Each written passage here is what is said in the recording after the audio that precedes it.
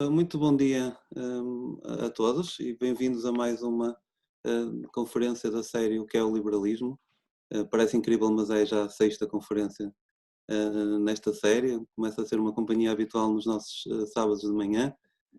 Agradeço mais uma vez a todos os que nos têm acompanhado e aqueles que nos vão acompanhar hoje numa situação especial onde teremos um sábado de manhã com bom tempo e em que as pessoas ainda poderiam passear, ao contrário de uma boa parte do fim de semana, o que valoriza mais a presença nestas sessões para falarmos um bocadinho de liberalismo.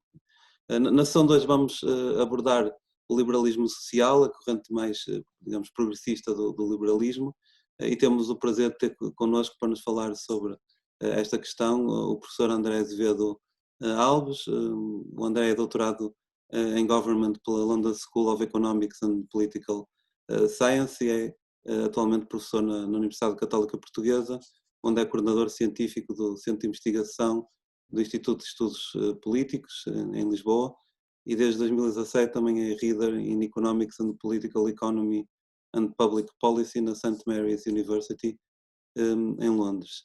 Eu agradeço ao André o ter aceito o nosso convite para estar aqui neste evento do Núcleo de Braga da Iniciativa Liberal, e passo-lhe a palavra para nos explicar então um bocadinho o que é isto do liberalismo social. Obrigado, Miguel. Antes de mais, queria agradecer o convite. Também à Olga Batista, a coordenadora da Iniciativa Liberal de Braga.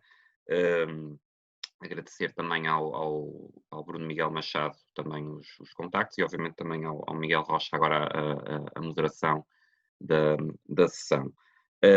Gostava, antes de falar um bocadinho do liberalismo social e do contraste do liberalismo clássico e de alguns autores, mais numa lógica de tentar depois suscitar a discussão e também incentivar quem nos está a ver ao vivo que possa colocar comentários e questões e provocações, se for caso disso, via Facebook. Gostava de elogiar também a iniciativa. Acho que para mim é um prazer e é um privilégio participar numa iniciativa que está a juntar algumas das principais referências do pensamento liberal em Portugal. Desde logo o meu mestre e referência é o professor José Manuel Moreira, mas também pessoas que respeito e admiro muito, como o professor José Lino Maltese, o professor Rui Albuquerque, minha colega Inês Gregório, etc. E, portanto, acho que gostava de elogiar. Acho que é importante pensar e é importante ter em conta debater ideias e discutir ideias e também refletir um bocadinho sobre os fundamentos teóricos da própria prática política.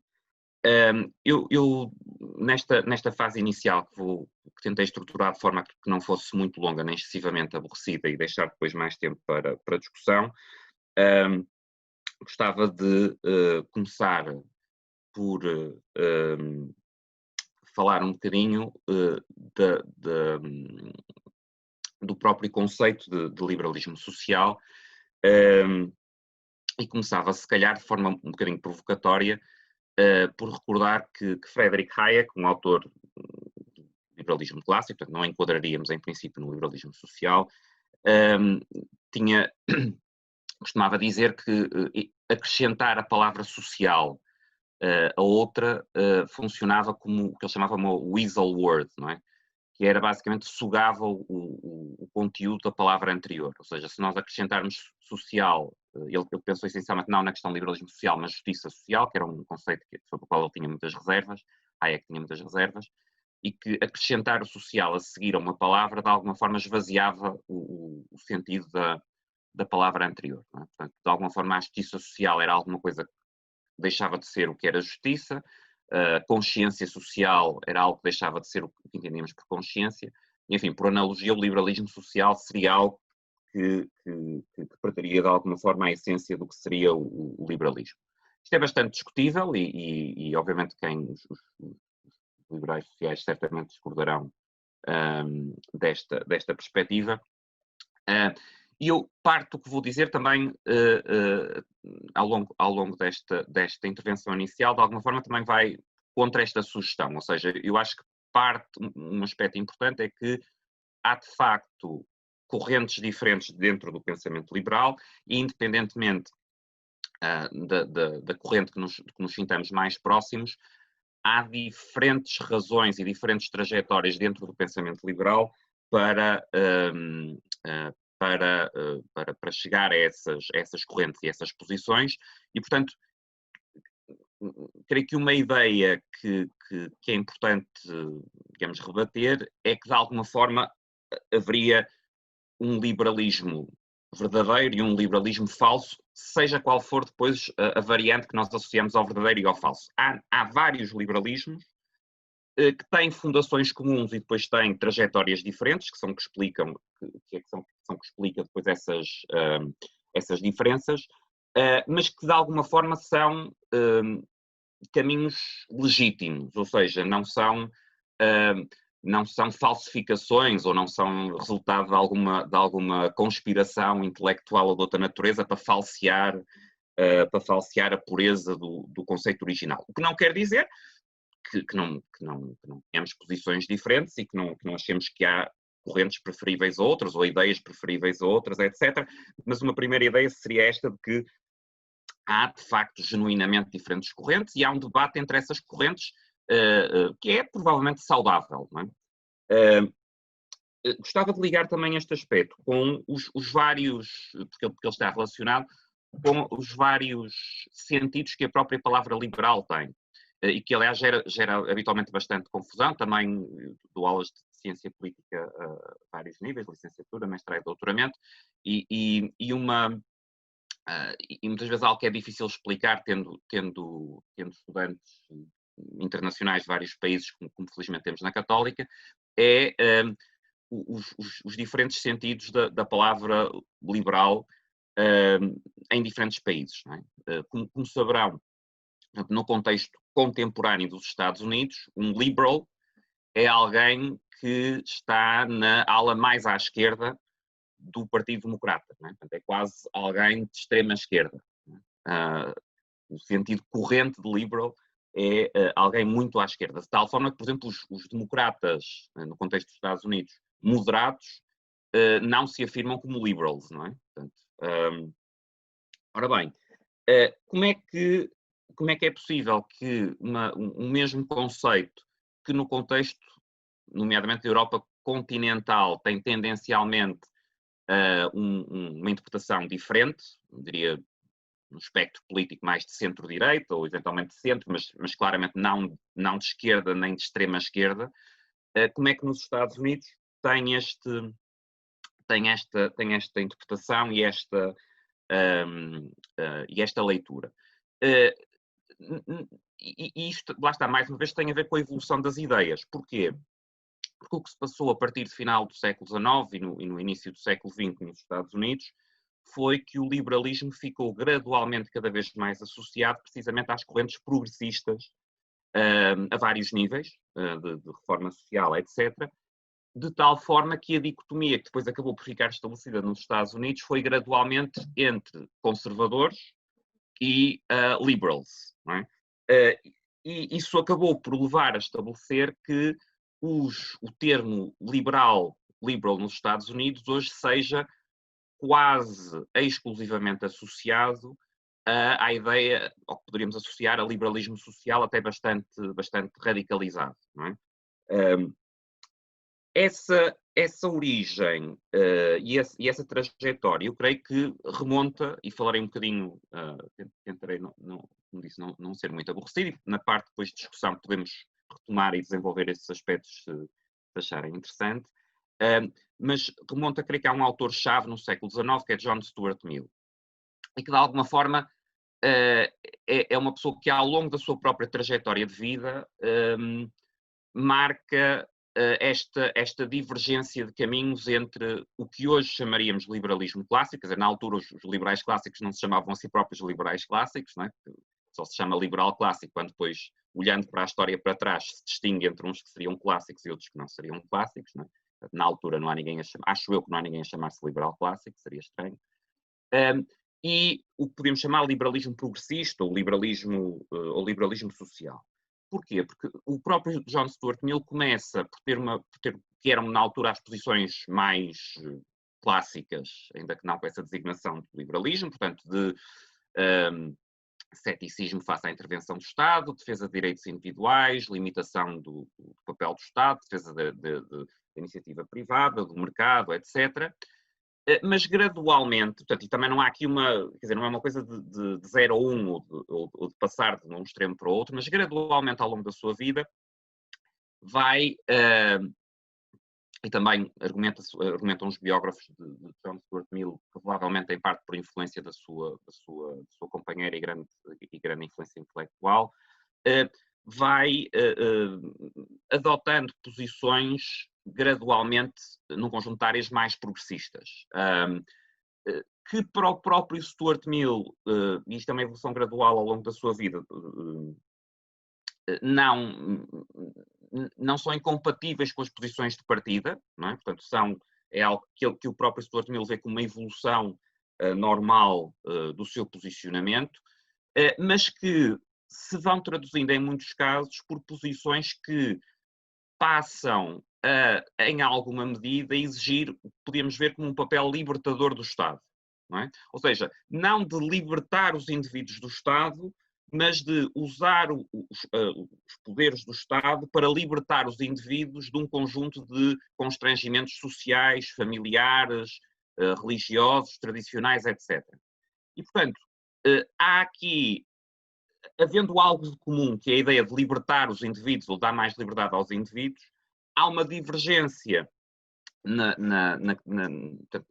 corrente do liberalismo progressista, liberalismo social, na visão do Estado como uma ferramenta ou como um mecanismo que permite efetivar, aumentar, promover essa libertação de uma forma que para o liberalismo clássico em geral não se colocava, ou seja, no liberalismo clássico há essencialmente a ideia de tirar o Estado do caminho e de abolir um sistema de privilégios pré-existente, relacionado também com o absolutismo, etc., e de controle económico, de proteccionismo, em que o Estado está a usar o seu poder para restringir as liberdades. No caso do liberalismo progressista, há, digamos, além disso, não é? Portanto, também não é necessariamente contra estes aspectos do liberalismo clássico, mas há, além disso, a ideia de utilizar o poder do Estado, por assim dizer, positivamente, para promover o progresso. Não é? Para promover o progresso, alterando mentalidades, por exemplo, uma questão que para o John Stuart Mill, ao longo da sua vida, ganhou importância foi a causa feminista, e, portanto, para libertar as mulheres e promover os direitos das mulheres, libertar das amarras, enfim, dos constrangimentos da estrutura familiar tradicional, etc., e para um conjunto de outros aspectos na esfera social, em que o Estado passa a ser visto gradualmente como tendo um papel positivo e necessário para essa libertação. Isto muitas vezes é também, para alguns autores, a dicotomia é transposta para uma dicotomia entre diferentes revoluções liberais. Portanto, há muitos autores, especialmente no contexto anglo-saxónico, que fazem, e mais uma vez este é um tema que, se quiserem, depois podemos debater um bocadinho mais de detalhe no período de discussão, fazem a dicotomia entre a Revolução, a Glorious Revolution de 1688 em Inglaterra, e a Revolução Francesa, muitas vezes entre a Revolução Francesa de um lado e do outro lado a Revolução Inglesa e a Revolução Americana, portanto a independência dos Estados Unidos.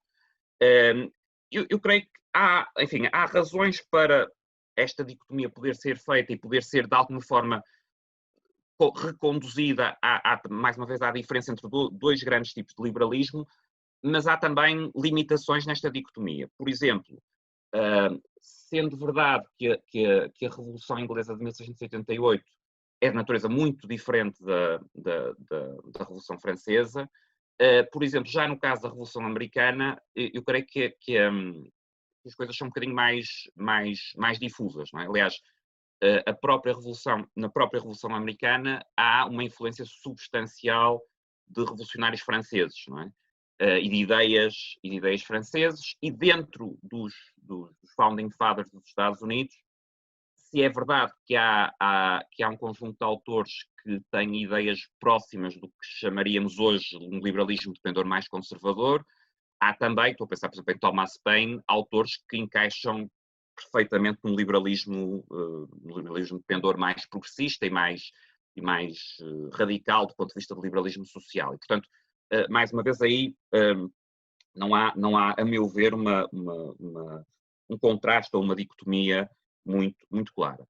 E já agora a este propósito também, mesmo a leitura posterior que é feita das revoluções, não há uma separação clara. Por exemplo, ou seja, se olharmos, por exemplo, para a Revolução Francesa, que seria, por vários aspectos, que também podemos falar depois mais à frente, paradigma de maior radicalismo e, digamos, uma revolução com que os liberais conservadores se sentirão, especialmente, enfim, depois com os desenvolvimentos que teve e com o terror e Robespierre, etc., claramente menos confortáveis.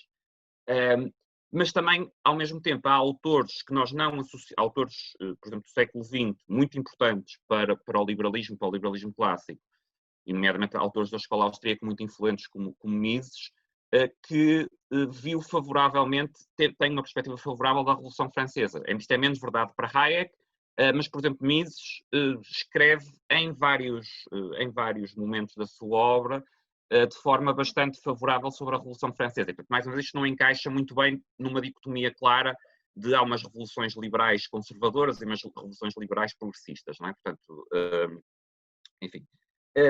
Depois, gostaria também de falar um bocadinho, agora saltando para o século XX, acho que um segundo autor que é importante considerar em termos de liberalismo social, para além do John Stuart Mill no século XIX. Já agora, o John Stuart Mill, convém não esquecer o John, porque o pai também foi um economista importante e era Stuart Mill, portanto convém sempre no John Stuart Mill não esquecer o primeiro nome.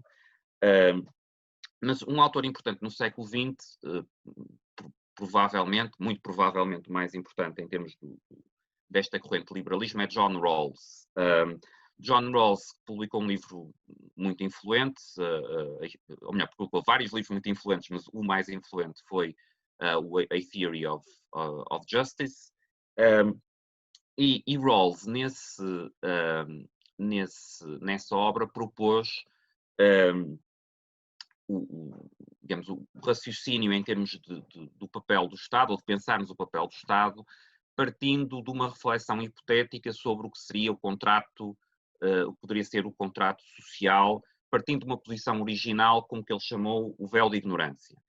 E qual é que é aqui muito, de uma forma tentar mais simplificada possível, qual é que é a ideia de Rawls em termos de usar este mecanismo do véu de ignorância? É basicamente nós pensarmos em qual desejaríamos, ou qual seria o papel desejável do Estado, partindo do pressuposto que nós não sabemos o conjunto de capacidades, o conjunto de recursos de que vamos beneficiar quando, digamos assim, estivermos em sociedade. Não é? Portanto, nós decidimos a partir ou atrás de um véu de ignorância. Isto leva Rawls a argumentar que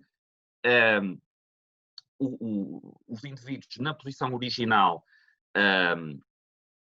e partindo desta posição do véu de ignorância, se deliberarem racionalmente, deverão escolher o princípio que ele chamou de maximin. Esse princípio de maximin consiste basicamente em ter um conjunto de instituições a nível social que maximiza a posição dos mais desfavorecidos.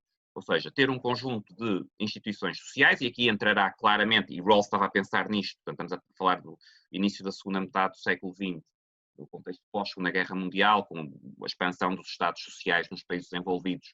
De alguma forma, Rawls vem aqui dar um enquadramento com fundamentos liberais, mas numa realidade com um papel do Estado muito mais abrangente do que existia antes.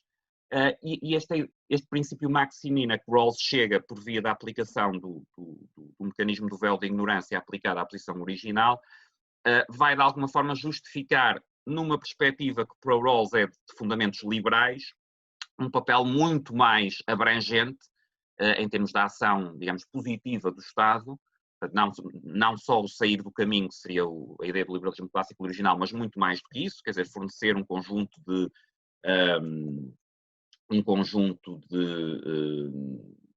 de bens e serviços primários básicos, etc., que, ainda que para Rawls, e este é um ponto importante, enquadrado nos princípios do liberalismo. Ou seja, Rawls não está, digamos, a defesa que é feita implicitamente do papel muito mais alargado do Estado, não é feita contrariando, na perspectiva rawlsiana, o liberalismo, mas é feita aplicando e estendendo os princípios do liberalismo. Os dois princípios rawlsianos de justiça são um primeiro princípio que é muito próximo do liberalismo clássico e que estabelece que cada pessoa deve ter um igual direito ao sistema mais extensivo de iguais liberdades básicas que seja compatível com um sistema similar de liberdade para todos.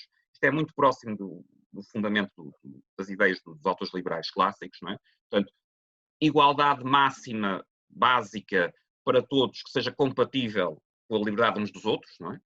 E depois, um segundo princípio, e aqui sim há, portanto, se quiserem, uma componente mais de liberalismo progressista ou liberalismo social, que é assente na tal questão do maior benefício para os menos favorecidos, não é? Portanto, ou seja, o sistema deve estar estabelecido e o Estado deve estar estabelecido e as políticas públicas no sentido de potenciar o benefício para os menos favorecidos.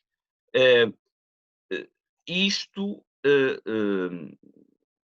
corresponde ao que dizia como princípio da diferença e que depois é o fundamento para políticas fortemente redistributivas com uma fundamentação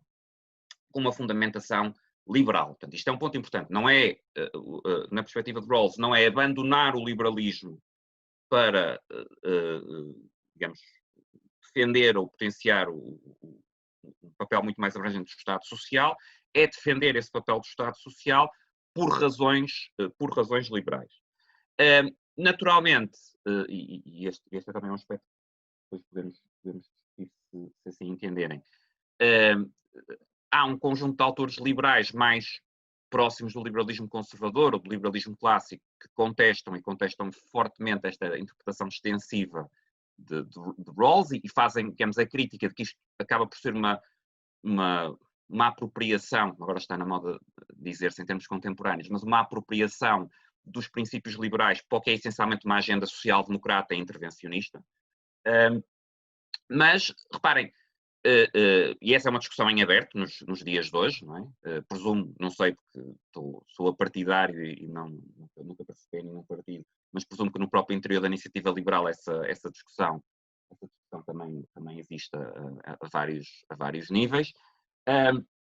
Mas é importante salientar que esta defesa que é feita por Rawls é, na perspectiva rawlsiana, sem abandonar os princípios do liberalismo e, de alguma forma, até como consequência lógica da aplicação desses princípios. Eu, próximo do final desta apresentação inicial, queria só dizer aqui mais essencialmente duas coisas.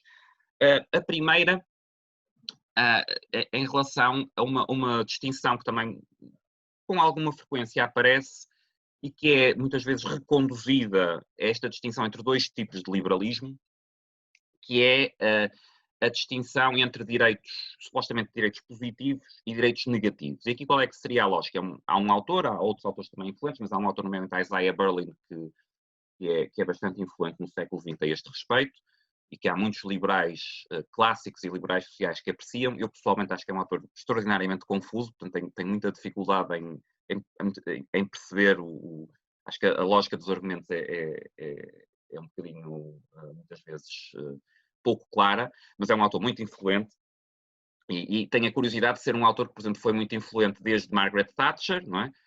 Até sociais-democratas, não é? Portanto, é um autor muito abrangente a este respeito.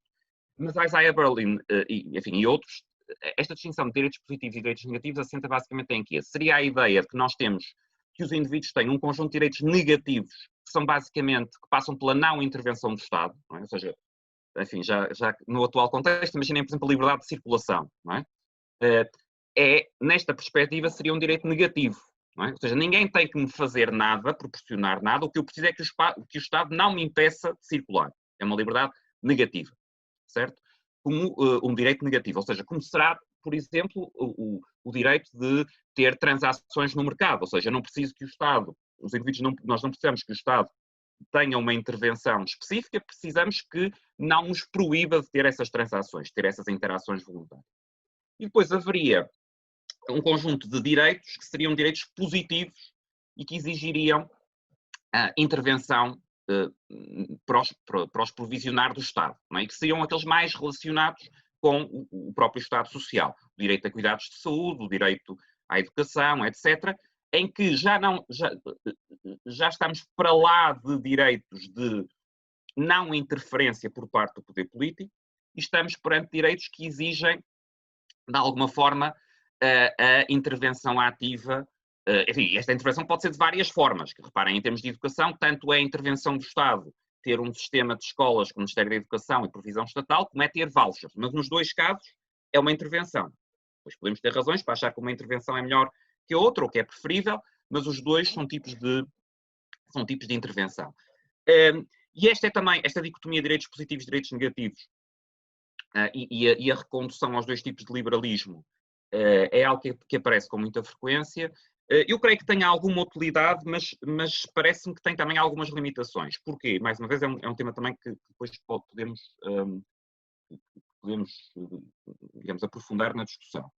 Porque, e este é um ponto que muitas vezes os liberais mais progressistas apontam à dicotomia, que me parece uma crítica válida, a maior parte dos direitos apontados como negativos também exigem alguma forma de intervenção do Estado.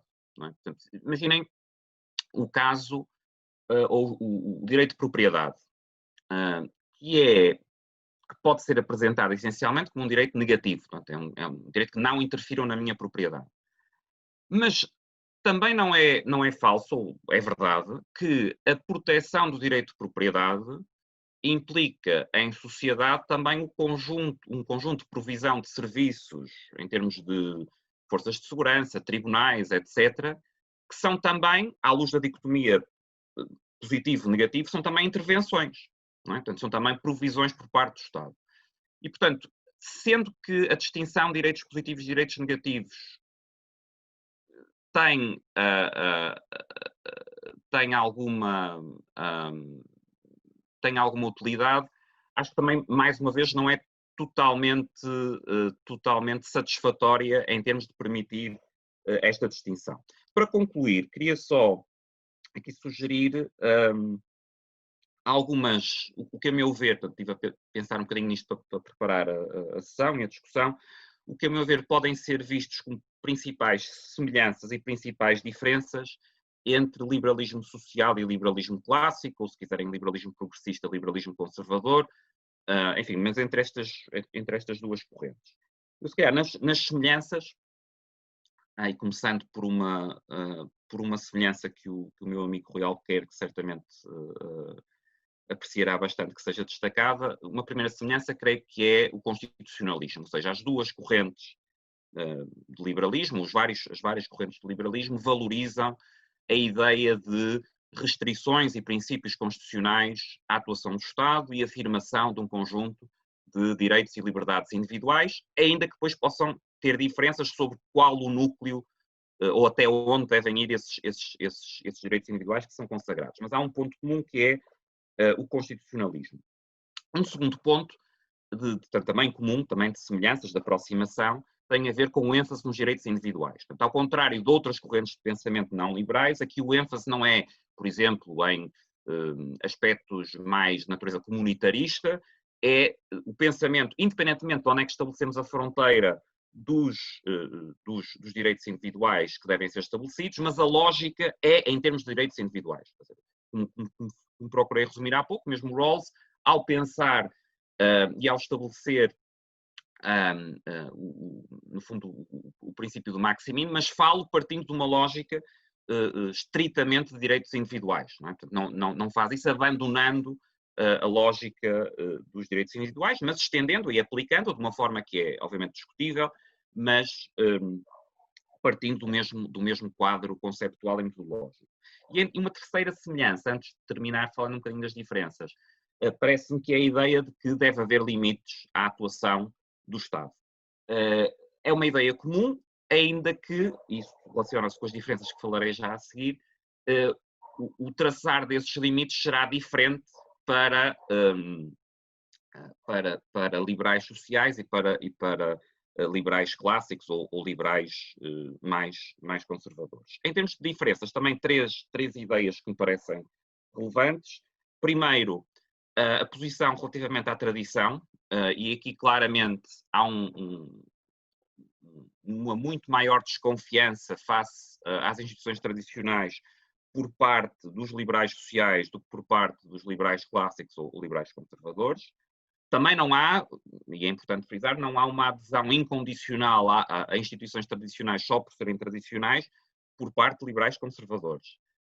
Mas há claramente uma posição de partida que me parece bastante mais cética face às instituições tradicionais por parte dos liberais sociais do que dos liberais conservadores, e que se liga também na parte do liberalismo social, liberalismo progressista, com a tal ideia que eu falei há pouco, a propósito de Stuart Mill, do papel libertador do Estado, não só em termos de uma estrutura pré-existente social que era imposta pelo Estado em termos de privilégios, etc., mas até de libertação do Estado face a constrangimentos sociais. Uma segunda diferença no plano económico é que os liberais sociais tendem a ter uma perspectiva mais intervencionista do que os liberais clássicos ou conservadores, portanto há um ênfase maior na liberdade económica por parte do liberalismo clássico ou do liberalismo conservador dos liberais sociais, o que não quer dizer que a liberdade económica não seja relevante para os liberais sociais, mas a forma como é concebido o papel do Estado leva a que liberais sociais tendencialmente aceitem e defendam um grau maior de intervenção do Estado. E por último, e para concluir, se os liberais sociais são mais céticos em relação à tradição do que liberais clássicos ou conservadores, o simétrico acontece em termos de ceticismo em relação à capacidade do Estado resolver problemas sociais. Os liberais sociais tendem a ter uma perspectiva menos cética, digamos, mais otimista sobre o potencial do Estado a resolver problemas sociais. Os liberais clássicos ou conservadores tendem a ter uma perspectiva mais cética sobre a intervenção do Estado. A este respeito, estava-me só a lembrar, e com isto vou concluir a apresentação inicial, de um debate recente também em Portugal, e que também podemos, se quiserem, falar um bocadinho, foi a questão das aulas de cidadania, não é? Da disciplina de cidadania.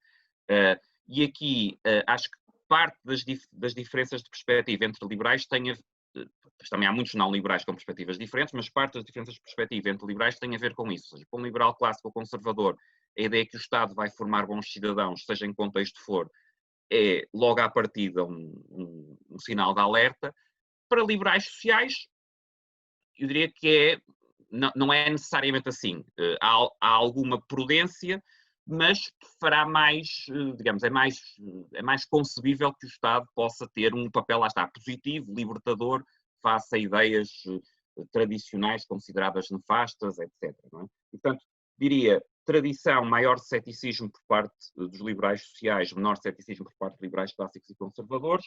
No caso da perspectiva em relação e da crença ou da possibilidade de o Estado poder melhorar a sociedade, é um bocadinho ao contrário, portanto, maior ceticismo por parte de liberais clássicos e conservadores, uma perspectiva mais otimista por parte de liberais sociais ou progressistas. Obrigado. Ok, acho que já foi uma excelente forma de começarmos a falar um pouco sobre isto. Eu, se calhar, quando estava aqui a ouvir algumas destas ideias, estava a pensar, estamos aqui numa forma de liberalismo em que já estamos a dar uma relevância grande ao que se pode chamar o Estado Social, não é? Está sempre muito discutido nos nossos dias. E por isso poderá ficar um pouco a ideia de que há aqui e se calhar existem, não é? Muitos pontos de contacto entre este liberalismo social e que é os movimentos da social-democracia, não é? Eu estava aqui a ver, se calhar não é muito diferente de muitas das ideias que nos associa, se calhar, a Olof Palme ou outros sociais-democratas. Não sei se pode discutir um bocadinho quais são as diferenças entre o que é a social-democracia e o que é o liberalismo social. Certo, acho que é uma excelente pergunta e uma pergunta importante em termos de aplicação. Eu diria talvez o seguinte, que em termos de políticas públicas que são defendidas, há de facto uma ampla área de sobreposição entre social-democracia moderna e liberalismo social, não é? Ou seja, se formos a ver, por exemplo, em termos das políticas de saúde, de segurança social, etc., o, o pacote, digamos assim, que será, por exemplo, pacote tipo, digamos, do social-democrata nórdico, nomeadamente, e, e uma perspectiva liberal social, terá um amplo campo de sobreposição. Ainda que, do ponto de vista teórico, se chega aí de vias bastante diferentes, não é? Ou seja, se calhar a forma que eu propunha de pensar um bocadinho no assunto é, enquanto que o pensamento social-democrata nasce originalmente, digamos, de um desvio do pensamento marxista ortodoxo, não é? Portanto, nasce, se quiserem, eu tenho bastantes reservas em relação à dicotomia esquerda-direita, mas aqui vou usá-la porque me dá jeito. Se pensarmos, quer dizer, muito à esquerda, portanto, no pensamento marxista no século XIX, não é? E depois na social-democracia, Bernstein, etc., como um desvio, marxista ortodoxo chamaria um desvio burguês da social-democracia, um desvio não revolucionário, não é? Do socialismo marxista. Que depois, progressivamente, ao longo do século XX, não é? Portanto, talvez com a exposição e com o expoente mais claro e mais interessante, até em vários países nórdicos, chega a algo que já é muito, muito distinto do marxismo, não é? Portanto, e que em muitos aspectos, em termos de políticas públicas, terá, o próprio Marx provavelmente rejeitaria qualquer ligação com o que é hoje, por exemplo, a ideia de social-democracia na Suécia ou na Dinamarca. Mas, digamos, nasce, digamos, de progressivas vagas e movimentos de atenuação e compatibilização com a democracia liberal, com o capitalismo, etc., de uma gênese marxista original, não é? Que vai sendo progressivamente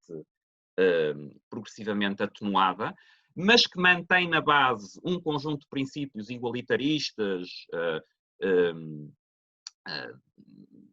até de aspectos como a desmercadorização do trabalho, etc., que vem dessa base.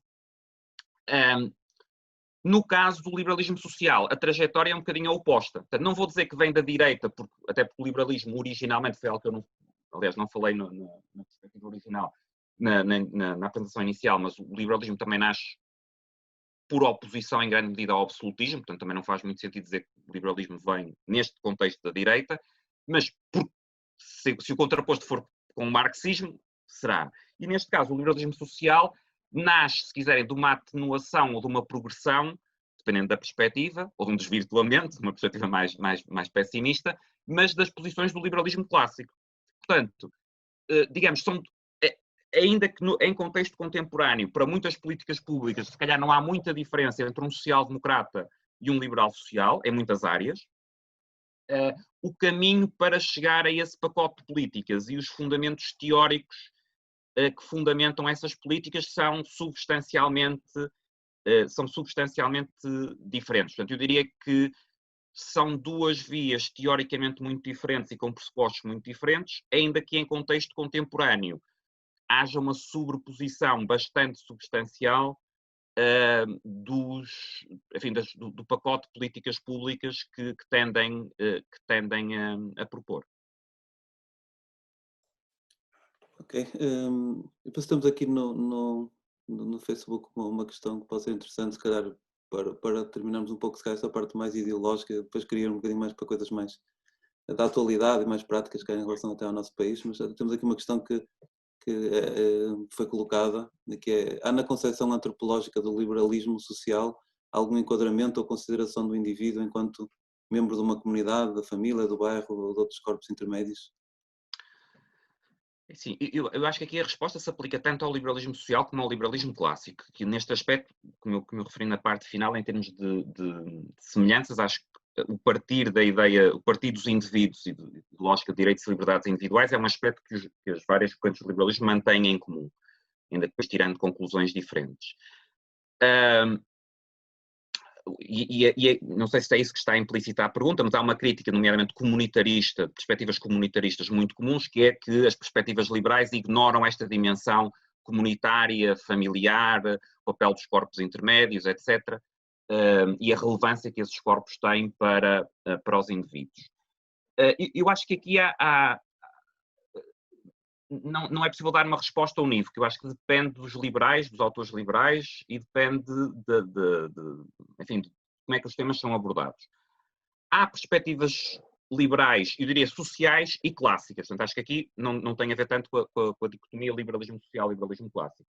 Há perspectivas liberais que tendem a ser muito atomistas e, portanto, que podem, a meu ver, ser legitimamente criticadas por ignorar esta dimensão. Não é? Há um conjunto de perspectivas liberais, e eu diria quer no campo do liberalismo social, quer no campo do liberalismo clássico, para as quais, a meu ver, esta crítica é injusta. Porquê? Porque eu pensar na, digamos, estrutura política e nas instituições políticas, partindo dos indivíduos, não quer dizer, a meu ver, antes pelo contrário, que eu ignoro que uma parte muito importante da vida de todos nós, enquanto indivíduos, é estabelecer laços, não é? Portanto, e é agir como membros da comunidade, como membros da família, como formar associações voluntárias, etc, etc. Não é? A este propósito, há um texto de Hayek, o Individualism True and False, que eu recomendo enfaticamente, e que eu creio que estabelece bem essa distinção. Ou seja, o que é, na perspectiva de Hayek, que um individualismo verdadeiro, um individualismo recomendável, é um individualismo que não só não ignora, como incorpora esta dimensão social e comunitária e de corpos intermédios, etc., na forma como pensa a comunidade e como pensa o Estado, etc. Isto sem ignorar, como disse há pouco, quer dizer, isso acho que também seria ilusório, há de facto autores inseridos em correntes liberais que eu creio que podem ser razoavelmente acusados dessa crítica. Estou a pensar, por exemplo, em alguns autores de economia neoclássica, alguns, enfim, com uns grandes contributos para a teoria económica. Estou a pensar, por exemplo, em Gary Becker, que acabei agora recentemente a orientar uma tese de mestrado crítica das perspectivas epistemológicas de Becker, e em que, de facto, quer dizer, eu acho que é difícil, por exemplo, olharmos para a teoria da família do Gary Becker e a forma como ele conceptualiza a família ou, por exemplo, o consumo de drogas, etc., e não achar que eventualmente há ali dimensões que estão a escapar, que eu, ao tentar incluir tudo digamos, num framework neoclássico de maximização de decisões individuais, etc., de utilidade, que não há ali aspectos importantes da vida, da forma como os indivíduos efetivamente vivem em família, em comunidade, etc., que estão a escapar. Seria uma longa discussão, mas, enfim, para resumir em termos de resposta, eu acho que há essas concepções antropológicas, quer no liberalismo social, quer no liberalismo clássico. Portanto, acho que uma crítica genérica de atomismo é errada e revela desconhecimento, embora acho que há alguns autores liberais para quem a crítica se pode aplicar. Dei, portanto, este exemplo, haverá outros. Por exemplo, acho que, do ponto de vista de economia neoclássica, há de facto algumas aplicações que, a meu ver, pecam por esse atomismo. Ok, eu se calhar propunha que levássemos então um bocadinho a discussão mais para, se calhar até para o nosso país e para as democracias mais modernas. Eu acho que era interessante discutir um bocadinho esta questão do Estado Social, se calhar um pouco em mais detalhe. Se calhar até sugeria talvez começarmos um pouco pela educação, que é sempre uma área muito relevante neste aspecto, e nós sabemos que existem, por exemplo, sistemas como o sistema holandês, em que o Estado se assume como responsável de alguma forma pela educação, mas num modelo em que permite que existam escolas com gestão privada e que são financiadas pelo Estado. Não sei se podemos discutir um bocadinho esses modelos, até que ponto é que isso se enquadram no liberalismo social, se são modelos que implementam de alguma forma isso na prática. Certo.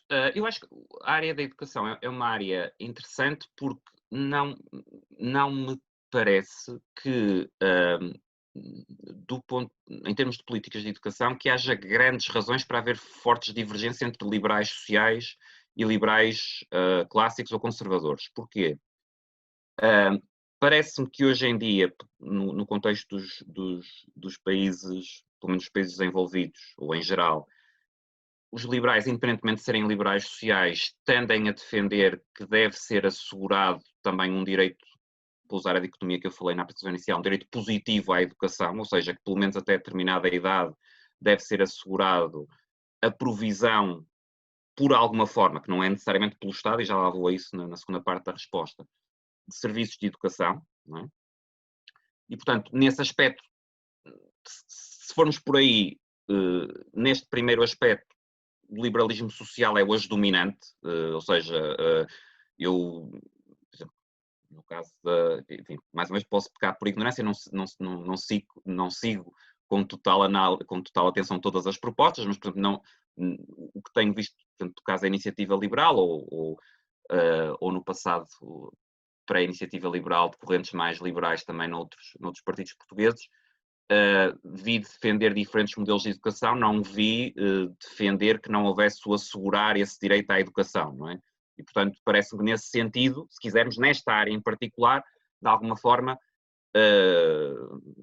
na iniciativa liberal, por exemplo, serão todos liberais sociais, e no PSD serão todos, os que forem liberais serão liberais sociais, e no CDS, e no PS, etc.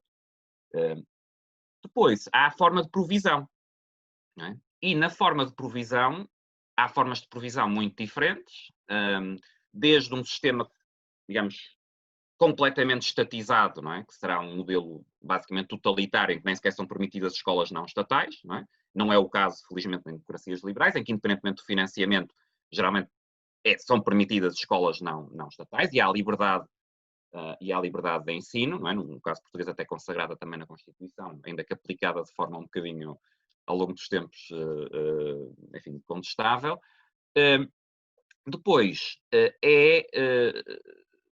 há um conjunto de modelos em que, e que passam por coisas como o cheque de educação, como vouchers, como diferentes mecanismos de financiamento, que dão maior liberdade em termos de cumprir o tal direito à educação, mas num contexto em que a liberdade de ensinar e a liberdade de escolher diferentes modelos com autonomia é uma liberdade mais,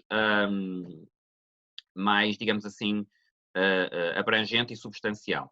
Também neste segundo aspecto, não vejo, mas enfim, pode-me estar a escapar alguma coisa, mas não vejo nenhuma boa razão para um liberal social, por exemplo, defender que a gestão das escolas tem que ser centralizada no Ministério da Educação. Quer dizer, não vejo nenhum bom argumento para dizer não podemos permitir concorrência entre diferentes modelos de escolas, que, repare, nem tem que ser, não tem que ser necessariamente privadas, ou não tem que ser, podem ser de associações de professores, podem ser de base comunitária, e provavelmente até a perspectiva liberal mais razoável, e aqui social, clássica, conservadora, é até também nem tomar posição sobre qual o melhor modelo à partida, ou seja, nós não sabemos, não é? Portanto, se calhar pode haver associações muito progressistas de professores que façam excelentes escolas, não é? E um liberal conservador não vai dizer que não são excelentes escolas. Bem, já agora, em termos de preferências reveladas, há um conjunto de pessoas com posicionamento político extremamente progressista, e não estou a falar só de liberais progressistas, estou a falar de socialistas, até pessoas de extrema-esquerda, etc., e que, em termos de preferências reveladas, preferem colocar os filhos em colégios católicos, não é? E, portanto, estão, pelas suas próprias preferências reveladas, estão a admitir que diferentes modelos podem ser preferíveis. Portanto, eu diria, para resumir, em termos do que podemos chamar de direito à educação, de alguma forma, em termos contemporâneos, parece-me que é uma área em que, em contexto liberal, serão todos, se seguirmos mais ou menos os pontos, ou se aceitarmos a lógica que expus na apresentação inicial, o liberalismo social triunfou, não é? Portanto, não vejo muito pouca gente a defender, ou ninguém, que não deva haver essa garantia. Em termos do modelo específico, também me parece que é uma área onde pode haver amplo consenso entre diferentes tipos de liberais, porque me parece haver, do ponto de vista liberal, do ponto de vista socialista, eu percebo, ou até de algumas perspectivas conservadoras, em termos de incutir valores homogéneos, etc., eu vejo algumas razões para defender um modelo estatizado de educação, portanto, da provisão da educação. De uma perspectiva liberal, seja liberal social ou liberal clássica, liberal conservadora, vejo muito poucas razões para não ser permitida liberdade de escolha, concorrência entre diferentes modelos de educação e, portanto, sinceramente, não me parece que seja uma área onde haja, entre diferentes perspectivas liberais, e nomeadamente em termos de liberalismo social face a outras correntes, onde haja razões para não haver acordo. Ok, se calhar uma área que pode ser eventualmente mais polémica, que é a área da saúde. Qual é que é a visão do liberal social, por exemplo, para a área da saúde? Modelos de seguros em que o Estado participa? Não sei se pode elaborar um bocadinho sobre essa parte. Certo. Começo por concordar que é uma área que me parece mais complexa de aplicação. Porquê? Porque aqui o modelo, em termos de políticas de saúde e modelos de saúde, pela natureza dos serviços, não é? Se calhar tentar explicar isto pelo contraste com a educação. No caso da liberdade de educação, a liberdade de escolha tem um valor intrínseco, ou seja, independentemente até da qualidade do serviço de educação, que também é relevante, mas o poder escolher o modelo de educação tem um valor intrínseco, ou seja, porque as famílias têm valores, têm preferências, e, portanto, eu enquanto pai, não ser forçado a não ter a possibilidade de escolher um modelo de educação, obviamente dentro de regras gerais e limites gerais, é em si indesejável. Portanto, a liberdade de educação tem uma forte componente de valor intrínseco, não é? No caso da saúde é menos assim, quer dizer, eu se tiver uma apendicite, interessa-me ser, que infelizmente já tive há alguns anos, mas sobrevivi, interessa-me que me resolvam o problema, é menos, tirando algumas situações, enfim, também há algumas situações, não receber doações de sangue, etc., mas na maior parte dos casos, a liberdade de escolha aí não tem propriamente um valor intrínseco. Eu quero é ser bem tratado e ter o problema resolvido. Quer dizer, depois à partida não tem uma... A escolha, por exemplo, entre métodos terapêuticos ou métodos cirúrgicos, etc., na maior parte dos casos, para a maior parte das pessoas, só tem um valor instrumental, não tem um valor intrínseco. Não é? Portanto, não tem uma preferência pela técnica cirúrgica A sobre a técnica cirúrgica B, da mesma maneira que pode ter uma preferência por uma educação católica face a uma educação laica ou progressista ou whatever. Não é? E, portanto, no caso da saúde, eu diria que há maior, pelo facto de não haver esta componente de valorização intrínseca da liberdade de escolha, não é? Exceto em situações limite relativamente residuais ou relativamente excepcionais, há um campo maior para divergências. Ainda assim, diria o seguinte, do ponto de vista, mais uma vez, do direito a usufruir de algum patamar de cuidados de saúde, mais uma vez me parece que a maior parte dos liberais contemporâneos, mesmo no campo clássico e conservador, portanto essa é outra área em que o liberalismo social me parece que mais ou menos triunfou. Não é? Porque, por exemplo, mesmo a discussão entre modelos, no contexto europeu, entre os modelos tipo Serviço Nacional de Saúde ou modelos com base em seguros sociais obrigatórios, são modelos em que nos dois casos assentam na ideia de, basicamente, haver cuidados de saúde assegurados, não é? No caso dos seguros sociais obrigatórios, depois normalmente por mecanismos supletivos para minorias da população que não estejam temporariamente cobertas, no caso do Serviço Nacional de Saúde, porque o Serviço Nacional de Saúde é de natureza universal.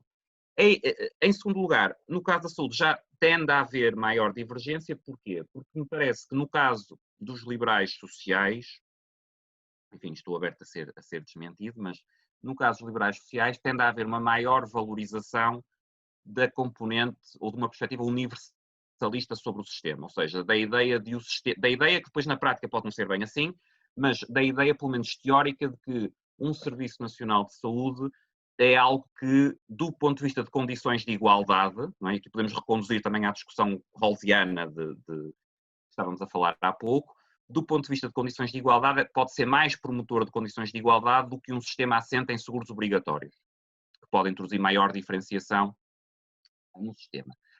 Aqui, eu acho que, enfim, é uma discussão complexa, mas eu acho que há um aspecto, pelo menos, que é preciso ter em conta a este respeito. É que os países com Serviço Nacional de Saúde, quer dizer, o de referência é o britânico, National Health Service, o nosso, aliás, é em parte copiado ou inspirado pelo britânico.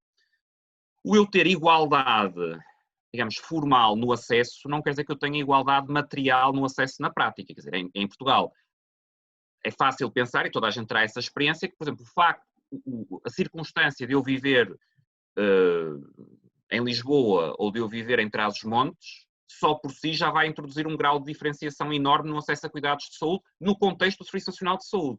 E depois, para duas pessoas que vivam em Lisboa, também não será chocante nem surpreendente dizer que no mundo real, na prática, por exemplo, a classe socioeconómica da pessoa e os conhecimentos que tem também tendem a influenciar substancialmente o acesso que tem dentro do próprio Serviço Nacional de Saúde. Não é? E, portanto, eu creio que depois a discussão prática sobre o que é que assegura melhor condições de igualdade de acesso é também mais complexa do que só enunciar princípios formais em abstrato. E depois há uma segunda questão a este respeito, que é a questão da eficiência dos sistemas. Não é? Eu, pessoalmente, inclino-me mais para que os sistemas com base em seguros, portanto, mais natureza bismarckiana, e depois com liberdade, com alguma dimensão de liberdade de escolha entre prestadores, tendem a ser mais eficientes. Há argumentos contrários, portanto, os sistemas tipo Serviço Nacional de Saúde centralizados conseguem maior eficiência em alguns aspectos, mas há também esta segunda vertente de discussão em termos da eficiência, que não é, aqui já creio que não é uma discussão, ao contrário da questão da igualdade, tão ideológica, mas é também uma área, enfim, uma área de discussão relevante que pode levar a posições legítimas distintas. Ok, eu se calhar levantar uma terceira área que acho que me parece também relevante no Estado, toda essa questão do Estado Social, que é a parte da segurança social, né? E qual é que será a visão mais do liberalismo social em relação a este aspecto? Eu acho que das três, talvez temos três grandes áreas de políticas sociais: educação, saúde e segurança social. Provavelmente esta será a área em que haverá tendencialmente maiores diferenças entre liberais sociais e liberais clássicos ou liberais conservadores. Porquê? Reconduzindo mais uma vez à apresentação inicial. Porque, precisamente pela perspectiva sobre a ação do Estado no liberalismo social, como uma entidade que, pela sua ação, portanto, não é só por sair do caminho e não ter restrições, mas pela sua ação, pode resolver um conjunto de problemas sociais, naturalmente decorre daqui, ou tende a decorrer daqui, uma perspectiva bastante mais abrangente em termos da ação do Estado, nomeadamente em termos de prestações sociais, em termos, por exemplo, também de sistema de pensões, em termos de aspectos como coberturas sociais no desemprego, na doença, na incapacidade, etc. Não é? Aqui, claramente, eu creio que a perspectiva liberal clássica será uma perspectiva mais tendencialmente para a ideia de uma safety net, uma rede de segurança, mas bastante cética relativamente a que o Estado assuma, por exemplo, a gestão por completo do sistema de pensões, ou que o Estado substitua completamente meios não estatais e voluntários de cobertura para riscos sociais, estou a pensar em mecanismos mutualistas, comunitários, etc. A perspectiva liberal social, pelas razões que apontei, será tendencialmente mais favorável. No fundo, aqui também uma convergência com ideias social-democratas, a que o Estado tenha um papel muito mais abrangente e tendencialmente excluindo outros aspectos. Se calhar dava um exemplo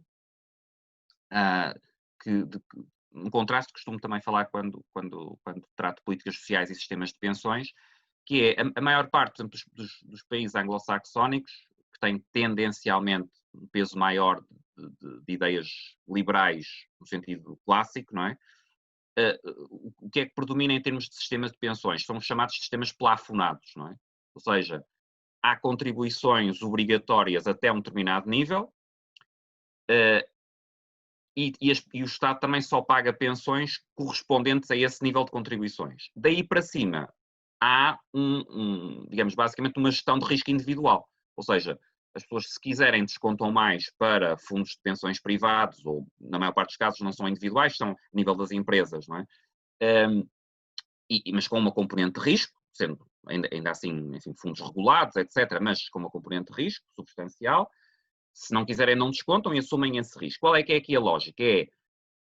É importante que haja contribuições obrigatórias até ao tal nível de plafonado por uma questão de gestão de riscos sociais coletivos, ou seja, porque se a pessoa não descontar o mínimo, em princípio depois há um risco elevado quando deixar de trabalhar, estar numa situação de pobreza e portanto, isso é indesejável, exigiria outras formas de intervenção do Estado e, portanto, há obrigatoriedade de descontar até esse nível plafonado para cobrir esse risco próprio e coletivo, não é? Daí para cima há entendimento que é preferível o Estado basicamente não se meter nisso e, portanto, não estar a deixar ao critério das pessoas, ainda que na prática depois haja normalmente incentivos fiscais, ou seja, depois se a pessoa mesmo para lá do nível plafonado descontar para fundos privados ou de empresa, isso tem um tratamento fiscal favorável e, portanto, a maior parte das pessoas tende a fazê-lo. Mas sem o Estado assumir a responsabilidade pelo pagamento dessas pensões. Numa lógica mais social-democrata e, neste caso, eventualmente também que fará sentido na perspectiva de muitos liberais sociais. É mais fácil o Estado promover políticas redistributivas e igualitaristas, digamos assim, se todo o sistema de pensões, ou quase todo o sistema de pensões, estiver controlado pelo Estado, ou seja, se não houver plafonamento, portanto, seja qual for o nível de salário, há contribuições obrigatórias, e depois isso permite ao Estado ter um bolo maior para redistribuir, portanto, para definir, ao pagar as pensões, ao pagar as prestações sociais, digamos, para poder fazer mais, e sem sentido necessariamente pejorativo, engenharia social, não é? Portanto, recebe um bolo maior e depois pode decidir como é que quer redistribuir. Eventualmente, eu creio que pelas razões teóricas que falei na apresentação inicial, creio que isto será algo que pode ser, não quer dizer que um liberal social necessariamente apoie isto, mas tenderá a haver uma maior propensão em alguns liberais sociais para apoiar esse papel, digamos, mais abrangente em termos de segurança social. Na perspectiva do liberalismo clássico, isso será claramente rejeitado, não é? Ou seja, mesmo as contribuições obrigatórias até ao nível de plafonamento serão aceitáveis, eventualmente desejáveis, para minimizar riscos sociais, mas será, digamos, algo que é aceito com reservas e com algum ceticismo. Não é visto como algo que seja em si positivo. Na perspectiva do liberalismo social, enfim, voltando a Rawls, se quisermos a aplicação do princípio do Maximin, estruturar o papel do Estado em termos do que se presume podem ser as intervenções no sentido de melhorar a posição dos menos favorecidos, etc. Há um menor ceticismo relativamente à atuação do Estado portanto, esse papel mais abrangente em termos de segurança social pode ser visto como desejável. Numa perspectiva liberal clássica, há claramente muito maior ceticismo e a ideia de que quanto maior for o papel do Estado em termos de sistema de pensões, também tendencialmente maiores serão os problemas recorrentes de sustentabilidade do sistema ao longo do tempo e, portanto, que o papel do Estado, há um papel para o Estado, mas que ele deve ser, mais uma vez, o mais limitado possível, ainda que o mais limitado possível possa ser até bastante abrangente no contexto atual, não é? Mas não sem limite. Okay, muito bem. Eu se calhar até tentaria resumir aqui um bocadinho estas três áreas, que também focando um pouco mais no caso português. O que eu diria, vou fazer se calhar uma afirmação, depois poderem dizer se concordam ou não, que alguém que defende um liberalismo social, estando em Portugal nos dias de hoje, apesar de se identificar com a importância de haver um Estado social, forte, não se reveria, pelo menos em termos destas 3 áreas que falamos, e se calhar de outras, provavelmente não se iria rever muito da situação atual do que é o Estado Social em Portugal. Não sei se isto faz sentido ou não, até que ponto é que concorda com isto? Na educação e na saúde, bem, na educação claramente sim, portanto acho que, quer dizer, não há razão nenhuma para, enfim, pelo menos que me ocorra, numa perspectiva liberal social, para não defender um modelo descentralizado e com liberdade de escolha e concorrência de diferentes modelos. Na saúde também tendencialmente sim, ainda que, como procurei explicar, no caso da saúde a discussão é um bocadinho mais complicada em termos de aplicação de princípios liberais e diferentes correntes de princípios liberais, porque a liberdade de escolha, ao contrário da educação, não tem, na maior parte dos casos, um valor intrínseco tão forte como na educação. No caso da segurança social, eu aí tenho mais dúvidas. Ou seja, no caso da segurança social, eu não me chocaria que um liberal social em Portugal estivesse... Bem, não é relativamente confortável com o facto da segurança social estar falida, não é? Portanto, isso acho que ninguém está, nem socialistas, nem conservadores, etc. Mas não é que o Estado da segurança social, em termos de sustentabilidade financeira e previsibilidade futura. Com o modelo. Agora, com um modelo no sentido de, por exemplo, não haver plafonamento, eu não... que é algo que eu pessoalmente defendo, mas que haja, mas não me choca que haja liberais sociais que estejam confortáveis com a ideia de o sistema ser, digamos, universalista, sem limites para contribuições e essencialmente centrado no Estado. Ainda que, e aí também é uma das semelhanças entre liberais sociais e liberais clássicos ou conservadores, que é a ideia de alguma ideia de limitação do poder do Estado, ainda que estabelecendo as fronteiras em pontos diferentes, acho que também, mesmo aí, pode haver razões, e se calhar até olhando para tal questão prática, que não é irrelevante de falência e de insustentabilidade futura, de pensar nestes moldes, mesmo numa perspectiva liberal social. Se calhar, era desejável, ou alguns dos objetivos redistributivos de um sistema de segurança social universal e não plafonado, que são desejáveis, mas a maneira como isto funciona na prática, com os governantes sendo o que são, portanto, mais aqui uma argumentação, não em termos ideológicos, mas se quiserem de aplicação de teoria da escolha pública, de public choice, da maneira que isto funciona, dar esse bolo todo a gerir a políticos, incluindo, by the way, da iniciativa liberal, se estivessem no governo, dar esse bolo todo para gerir a políticos e esperar que isso vá ser gerido com objetivos de longo prazo, é um bocadinho, já que estamos na altura, acreditar no Pai Natal, não é? E, portanto, há uma citação de Mises que eu acho muito interessante após da segurança social, que é, enfim, vou parafrasear, que não tenho aqui à frente, depois quem quiser pode verificar para ver se eu me enganei muito ou pouco, mas que é, na segurança social, um dos grandes problemas, portanto, é que a gestão equilibrada do sistema é num horizonte de longo prazo, não é? Portanto, num sistema de distribuição em que as contribuições são pagas, as contribuições pagas hoje não são capitalizadas, que é o que acontece na maior parte dos sistemas, incluindo Portugal, e são usadas para pagar as pensões que estão a pagamento naquele momento. O sistema, para ser sustentável, tinha que ser gerido numa perspectiva de longo prazo, ou seja, de eu estar a pensar o que é que vai acontecer a prazo, em termos demográficos, etc. Não é? Ora bem, os políticos tendem a ser necessariamente focados no curto prazo. Não é? Então, o Mises argumenta que o problema da segurança social é que os políticos que estão no poder, o incentivo que têm é maximizar a distribuição de benefícios naquele momento. Não é? Portanto, todo o dinheiro que tenha, o ideal é distribuí-lo, porque é isso que me faz ser popular.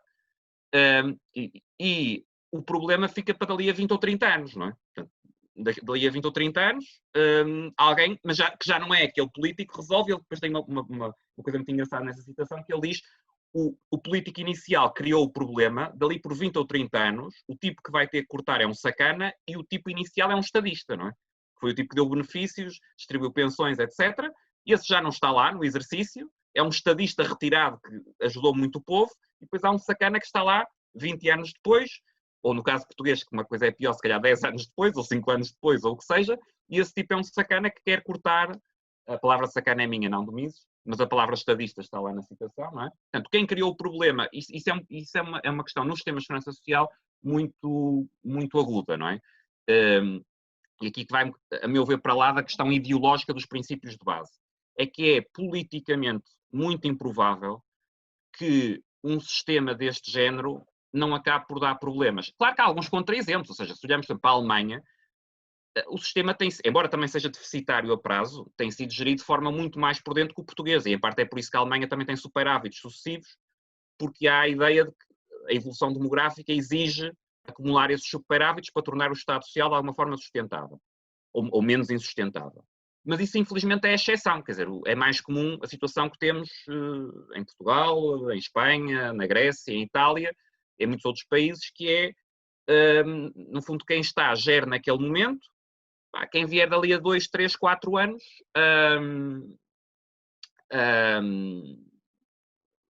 terá que lidar, sendo que depois, como o Mises diz, quer dizer, quem vai tentar resolver o problema arrisca-se a ficar qualificado como um trafulho ou como um sacana, e quem criou o problema ficará como uma figura de estadista que muito beneficiou a população.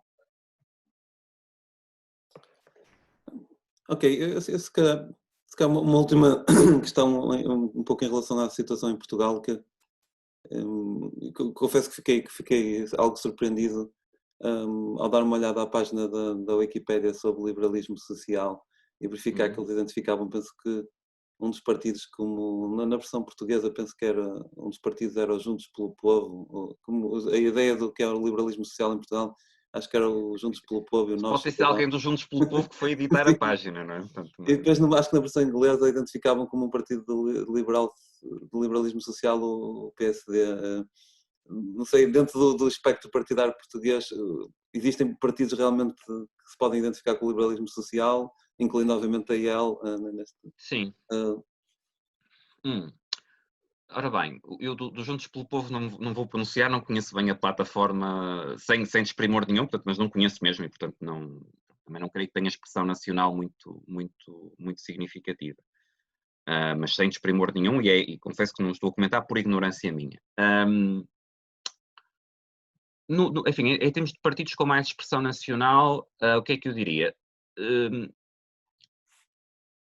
Na ausência da iniciativa liberal, portanto, para a iniciativa liberal, eu situaria o liberalismo social algures entre a ala direita do Partido Socialista e o centro do PSD. Não é? Portanto, acho que há... Não estou a dizer que toda esta ala central são liberais sociais. Diria que os liberais sociais que existem estariam algures aí, juntamente com os socialistas mais, digamos, centristas e com os sociais-democratas, digamos, mais, enfim, também mais moderados, não é? Sendo que o PSD, tradicionalmente em Portugal, e foi essa a gênese, agrega correntes muito diferentes, não é? Não é por acaso que era o PPD-PSD, ainda hoje há algumas pessoas, como o meu amigo Miguel Morgado, gosta sempre de dizer PPD, pronto, portanto, isso também mostra o PSD, no fundo, uma amálgama de conservadores, de liberais sociais, de sociais-democratas, de várias coisas diferentes. Não é?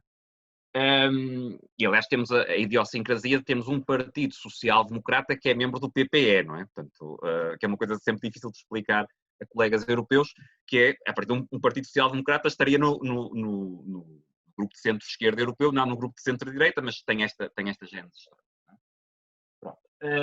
Portanto, eu diria que para a iniciativa liberal estaríamos a falar algures ali na ala direita do PS e em parte do PSD. Claramente não na extrema-esquerda e também claramente não por razões distintas no CDS, não é? Que aí é uma amálgama, mas de coisas diferentes. O que não quer dizer que não haja algumas pessoas no CDS que nós não possamos olhar como próximas de alguns aspectos do liberalismo social, mas creio que como corrente não seria razoável, e que mesmo quando as políticas públicas similares são defendidas, seria na linha da democracia cristã, etc., que chega lá por uma via diferente, não é? Com a iniciativa liberal, eu diria, não sei, eu devo dizer, já disse isto algumas vezes em público e muitas vezes em privado, eu fui bastante cético que a iniciativa liberal se conseguisse afirmar, se conseguisse eleger. Aliás, continuo a ser cético por razões hayekianas relativamente a partidos liberais, mas também estou disposto a reconhecer quando me engano, e portanto achei que não iam eleger e que não se iam afirmar, e tenho-me enganado, e portanto não tenho problemas em reconhecer isso. Acho que uma das, já disse isto mais que uma vez ao Carlos Guimarães Pinto, de quem sou também amigo, e de quem quem sou amigo e uma pessoa que prezo muito, e conheço há muitos anos. Eu acho que uma das razões pelas quais me enganei, até agora, é que eu acho que, em especial, enfim, com o Carlos e com pessoas depois com pessoas que ele reuniu e pessoas que se juntaram e que têm todas também o seu mérito, ele conseguiu uma coisa que eu achava que era muito difícil de fazer em Portugal, que foi agregar na iniciativa liberal e gerar, enfim, num clima não de guerra civil, digamos assim, portanto, as pessoas se chatearem todas umas com as outras e baterem com a porta e formarem logo 5 subgrupos diferentes e dizer que iam fazer 3 partidos e 4 movimentos, etc., que foi um bocadinho que eu julguei que ia acontecer.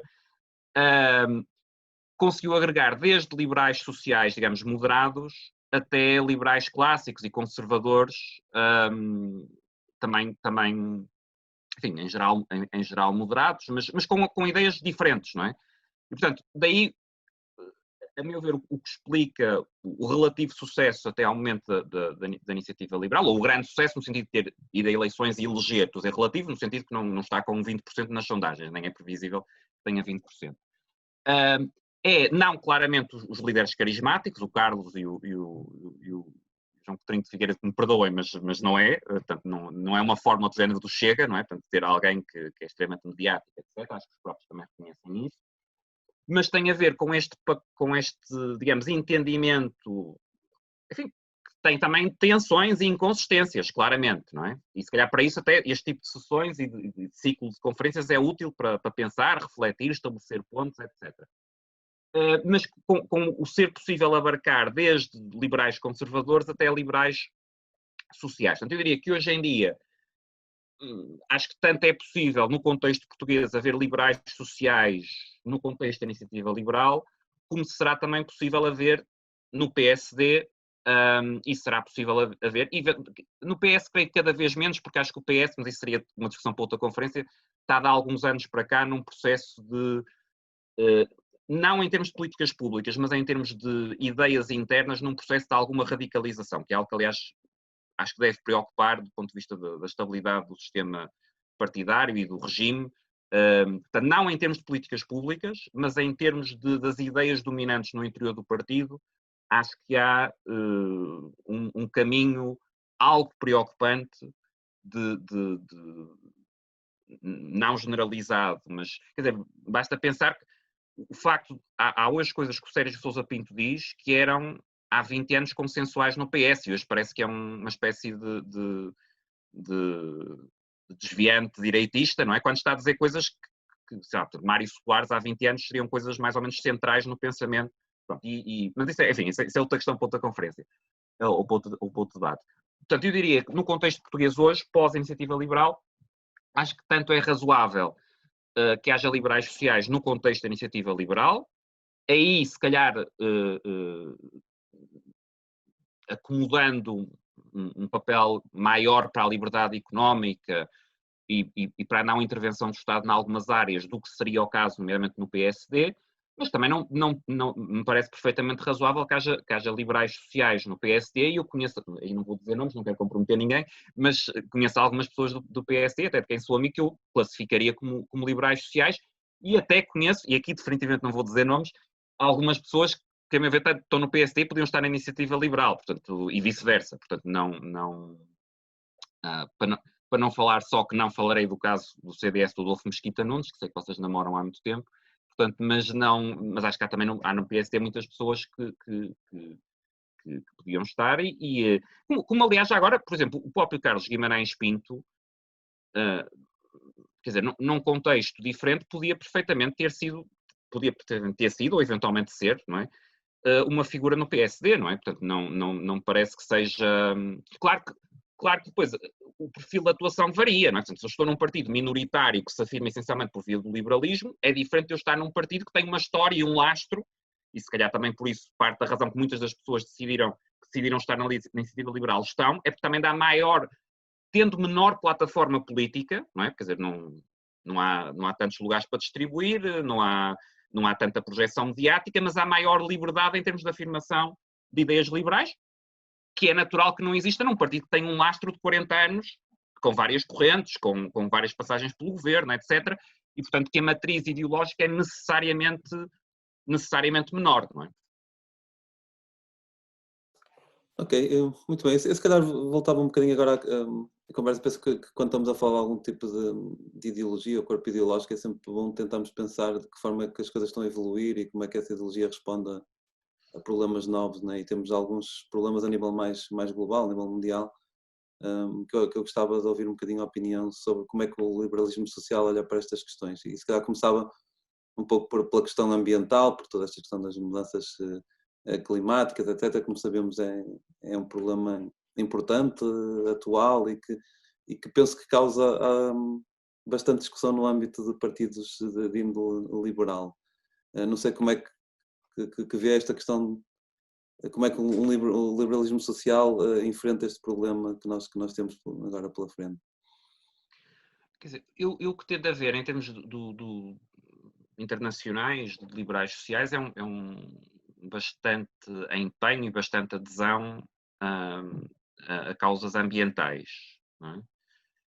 Mas eu não me parece que seja propriamente por razões diretamente associadas, digamos, doutrinárias ao liberalismo social. Eu acho que isso é um movimento mais transversal, não é? Ou seja, porque vemos isto, por exemplo, nos conservadores, não é? Desde, por exemplo, estou a pensar no caso com as pessoas ingleses, desde o David Cameron, não é? Portanto, o partido mudou bastante e passou a quase a adotar isso como uma linha, um aspecto central na plataforma política, não é?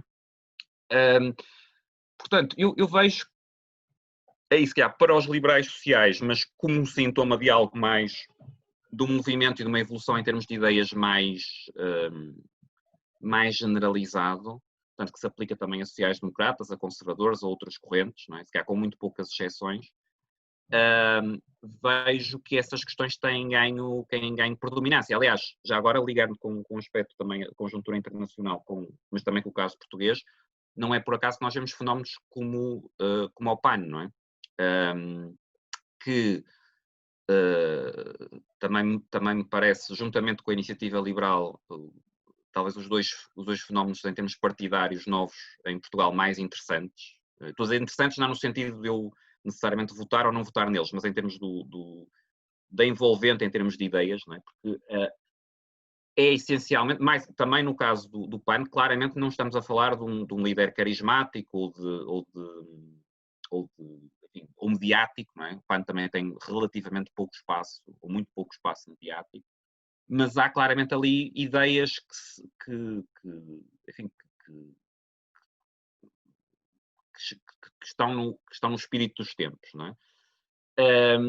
E parece-me que, em termos de liberalismo social e em termos de liberalismo em geral, é fundamental haver respostas liberais para esses problemas. Portanto, eu não vou entrar, até porque também não sou especialista, quais devem ser essas respostas, não é?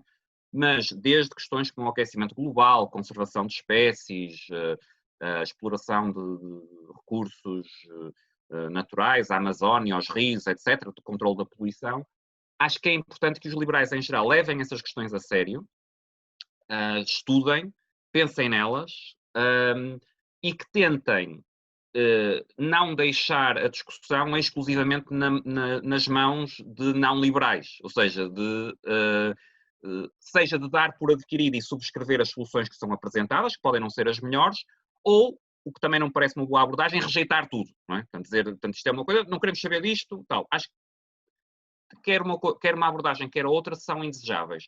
É necessário, por um lado, não rejeitar, pelo contrário, é necessário estudar e procurar propostas liberais e norteadas por princípios liberais, e por outro também não fazer com que haja daí uma equivalência a aceitar acriticamente o que é proposto. Não é? Para estar na moda temos que aceitar isto. Não, temos que pensar, devemos pensar e depois, eventualmente, em algumas coisas concordar, noutras coisas propor abordagens alternativas para resolver esses problemas.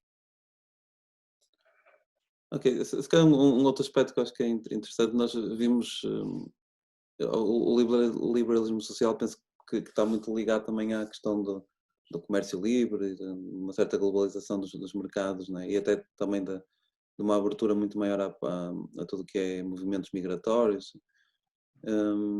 Mas temos visto que nos últimos anos, né? Se calhar mais recentemente, todos esses movimentos têm sido postos um pouco em causa, mesmo em termos eleitorais, né? Vemos muitos políticos a ganharem eleições com um discurso muito mais centrado no próprio país, né? Obviamente o apogeu sendo o Donald Trump, né? Mas existe noutros países. Não sei, que se pode comentar um bocadinho o que é que poderá estar a correr mal. Eu acho que concordo com a leitura, e não é só o Trump, não é? Portanto, há uma espécie de movimento, um movimento similar, mas de natureza diferente, não é? Portanto, da mesma maneira que há, por exemplo, maior preocupação com aspectos relacionados com o ambiente, também há nos últimos anos, últimos 10, 15 anos, uma tendência crescente para tendências proteccionistas, não é? Portanto, para um fechamento, algum ressurgimento de perspectivas nacionalistas, e vemos isso na Europa, vemos isso nos Estados Unidos, vemos isso na Índia, vemos isso de forma quase transversal. O que é que eu diria sobre isso? E que são, em muitos casos, perspectivas antiliberais, em alguns casos explicitamente, portanto, são reações em alguns casos até me parece com uma leitura excessivamente abrangente de liberalismo, portanto, que associam quase, os sociais-democratas são liberais, os liberais são liberais, os conservadores não nacionalistas são liberais, portanto, são todos liberais, portanto, há uma reação contra esta espécie de consenso liberal em sentido mais largo. Mas há, de facto, esta tendência, não é? Eu aqui, se calhar, acho que subscrevo, aqui há uns dias estava a ver uma discussão do Adolfo Mesquita Nunes com o Carlos Guimarães Pinto, a propósito do novo livro do Adolfo, e o Carlos estava a argumentar e convenceu-me com a argumentação que, ou foi também de encontro a coisas que eu já pensava, provavelmente uma combinação das duas coisas, eu acho que há uma tendência que, de alguma forma, cultural, que não pode ser diretamente contrariada. Ou seja, pode ser acomodada e pode-se tentar prevenir que tenha os piores efeitos, mas acho que, do ponto de vista cultural, essa tendência para sequer um discurso mais identitário. Depois há uma coisa interessante que estava agora a pensar, quer dizer, essa tendência, por exemplo, mais identitária não acontece só à direita, acontece à esquerda, não é? Quer dizer, estou a pensar em fenómenos em Portugal. Por exemplo, a própria esquerda radical em Portugal, ou extrema-esquerda, está em muitos aspectos com um discurso muito mais identitário do que acontecia há 20 anos. Não é? Portanto, o PCP, tradicionalmente, não tem um discurso identitário, assente em questões de minorias étnicas, etc. Não é? E o que temos visto, por exemplo, mais à esquerda, a esquerda radical na extrema-esquerda em Portugal, é o crescimento, ainda veremos se será consolidado e sustentável, mas temos visto precisamente o crescimento de movimentos mais de natureza identitária, não é? E isso também à direita. E creio que há uma tendência mais geral, em termos internacionais. Essa tendência tem contornos em muitos aspectos antiliberais e, portanto, é uma preocupação séria, nomeadamente a questão do fechamento, do proteccionismo, das restrições à circulação, etc. Não é? Por exemplo, no contexto no contexto agora da pandemia, uma coisa que é interessante pensar é a facilidade com que as restrições, com que as liberdades de circulação foram suspensas, não é? Mesmo no contexto da União Europeia. Portanto, quer dizer, basicamente, quer os vários governos, quer dentro dos países, quer entre países, etc., liberdades, eu não estou, reparem, eu não estou a tomar a posição que não deviam ter sido suspensas, não é? Mas não quero entrar nessa discussão. Mas a facilidade com que foram suspensas, a facilidade com que essas medidas são tomadas, sem discussão, sem grande contestação, etc., eu acho que também é sintomático disso, não é? Portanto, eu diria que essas liberdades de circulação têm hoje um capital político e social menor do que tinham há alguns anos atrás. E, portanto, são vistas, se calhar se formos para grande parte do eleitorado, há um conjunto de coisas que vêm antes, não é? De segurança, de saúde, etc. E de uma forma mais intensa do que era no passado. O que é que eu acho que pode ser feito numa perspectiva liberal? E aqui também concordando com o Carlos Guimarães Pinto. acho que na medida em que são tendências mais de longo prazo, não há muito a fazer diretamente no curto prazo, em termos de as contrariar, mas acho que há no sentido de as tentar acomodar para evitar os piores efeitos. Não é? Por exemplo, acho muito importante no contexto da União Europeia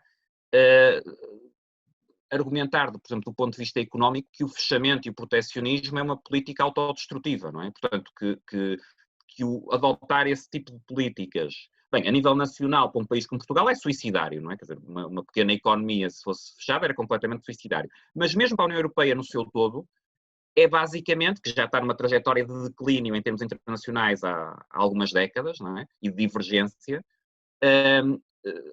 o optar por uma política de fechamento, que se calhar teria o apoio desde forças do género da Frente Nacional, que entretanto mudou de nome, a Assembleia Nacional, mas até uma grande parte da extrema-esquerda, não é?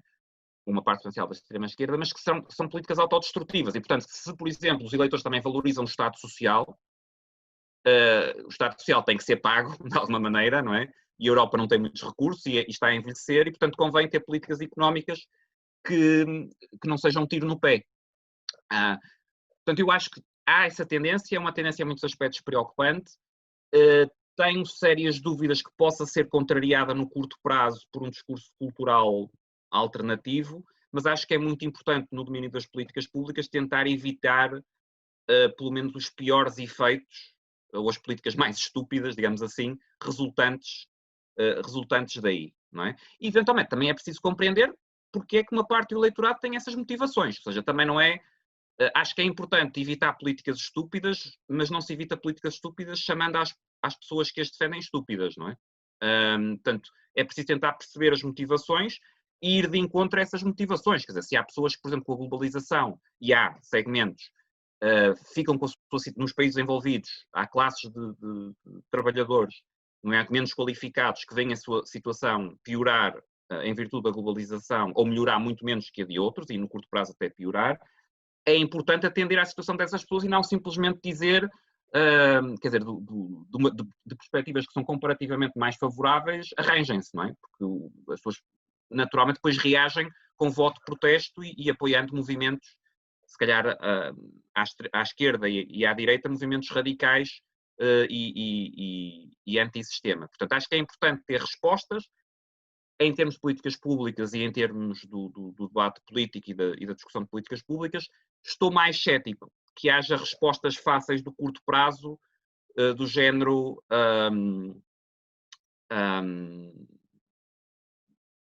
vamos-vos convencer que estes impulsos são maus e, portanto, agora mudem de opinião e voltem a achar que as perspectivas ou que a orientação mais no sentido de abertura é intrinsecamente preferida.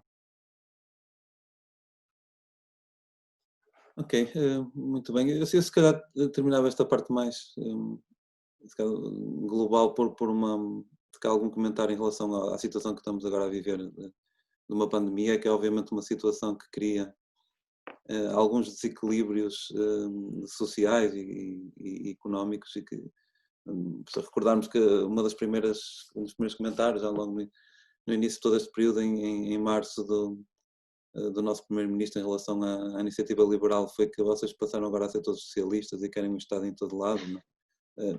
Que era obviamente daquelas coisas que se diz no debate político, mas que de alguma forma revela que estas ideias de liberalismo podem ter alguma dificuldade em lidar com estas situações excepcionais, não é? E se calhar eu pedia alguma visão um pouco como é que nós podemos ter este equilíbrio entre a intervenção do Estado e estas liberdades individuais numa situação como esta, ou seja, onde é que parece estar aqui o ponto de equilíbrio da balança, não é? Acho que é uma excelente questão e uma questão difícil.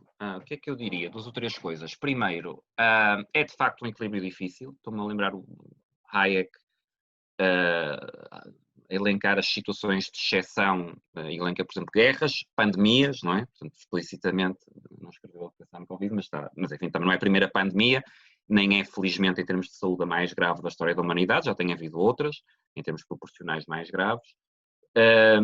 E felizmente hoje temos mais meios em parte, diria eu, devido ao progresso das ideias liberais e do capitalismo dos últimos 200 anos, temos hoje muito mais meios para combater do que, infelizmente, os nossos antepassados tinham no passado face a pandemias passadas. Mas é um equilíbrio difícil, não é? Portanto, acho que não vale a pena estar a tentar dizer, não, podemos aplicar exatamente os mesmos princípios, ou melhor, os mesmos princípios podemos aplicar, mas que as conclusões não se alteram ou que não é preciso ajustamentos. Claro que é. O que é que eu destacaria? Eu acho que há dois aspectos que são muito importantes. Acho que é importante não perder de vista a defesa de direitos e liberdades individuais, não é? E, portanto, estados de emergência, estados de calamidade podem eventualmente justificar, portanto, isto não quer dizer que haja um voto automático contra tudo isto, ou que a perspectiva liberal seja, sou contra, não é? Portanto, sem saber mais nada, não é? Agora, a posição de partida tem que ser cética, não é? Porque, naturalmente, o poder tende a expandir, quem está no poder em circunstâncias excepcionais, independentemente da orientação ideológica, tende a aproveitar as circunstâncias excepcionais para abusar do poder e para se apropriar de recursos, etc., a natureza humana, e, portanto, é necessário, a meu ver, na perspectiva liberal em sentido lato, portanto, não estou a dizer só em termos partidários, que haja uma preocupação especial nestes momentos com a salvaguarda de direitos e liberdades individuais, não é?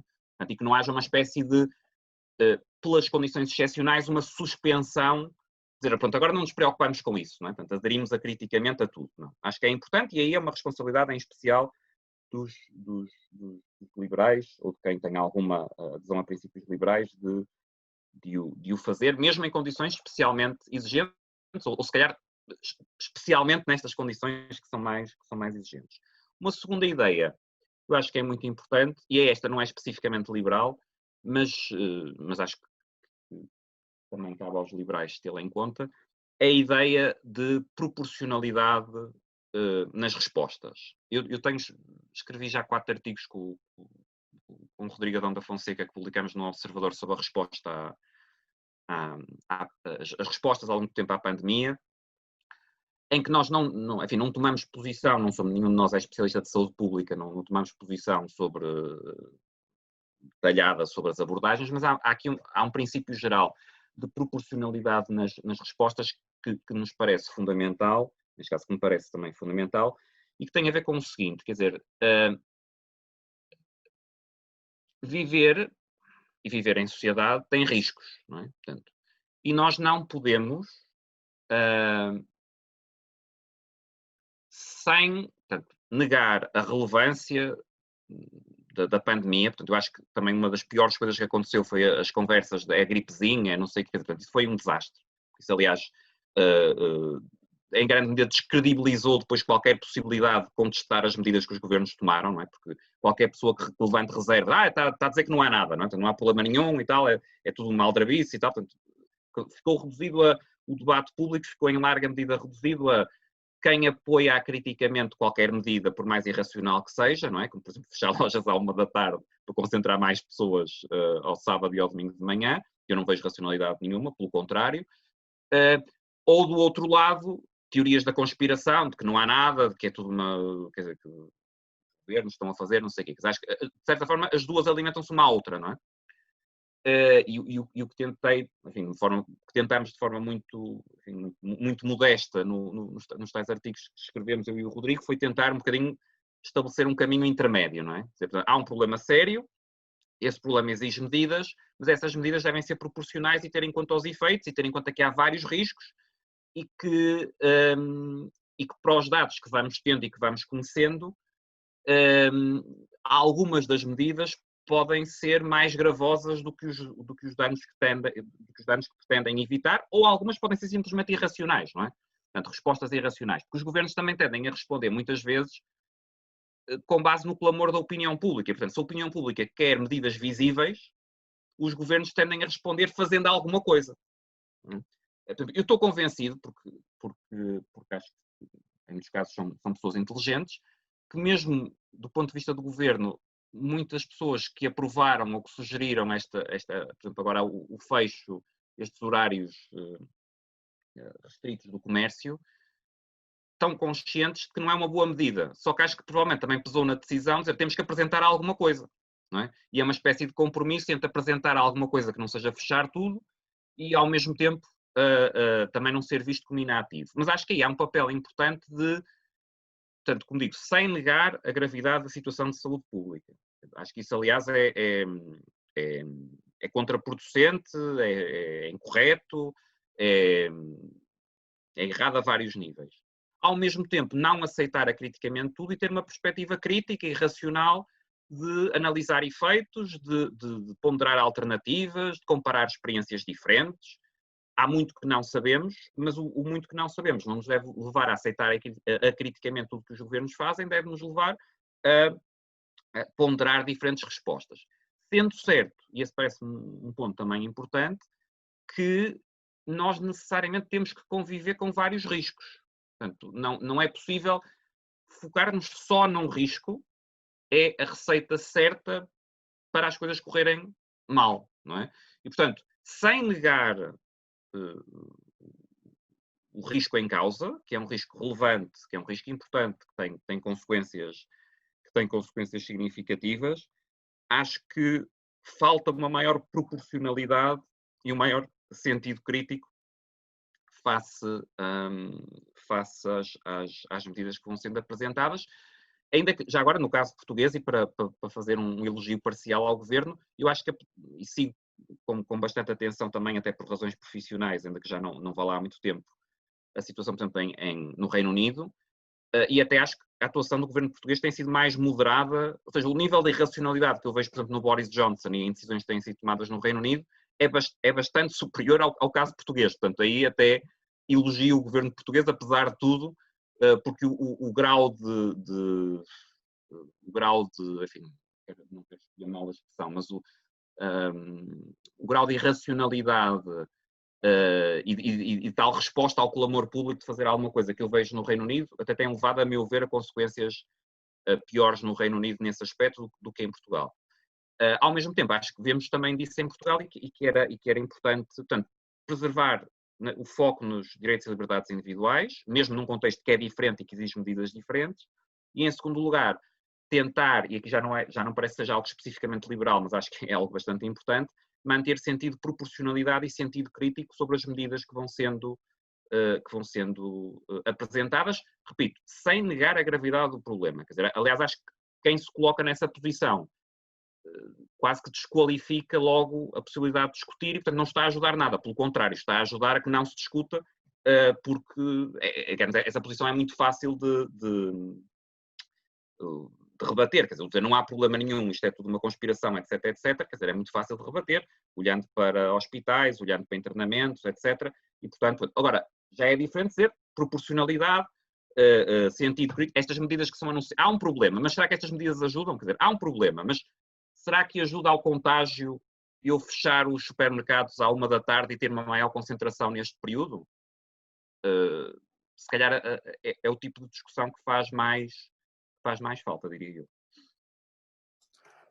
Ok, eu penso que estamos também a aproximar-nos do final. Eu tenho ainda aqui uma questão que foi colocada no Facebook há alguns minutos, e se calhar podemos até terminar por aí. Eu penso que é uma questão mais ideológica, mais em referência à primeira apresentação sobre o Isaiah Berlin. A questão é bastante longa, vou tentar resumir aqui um bocadinho.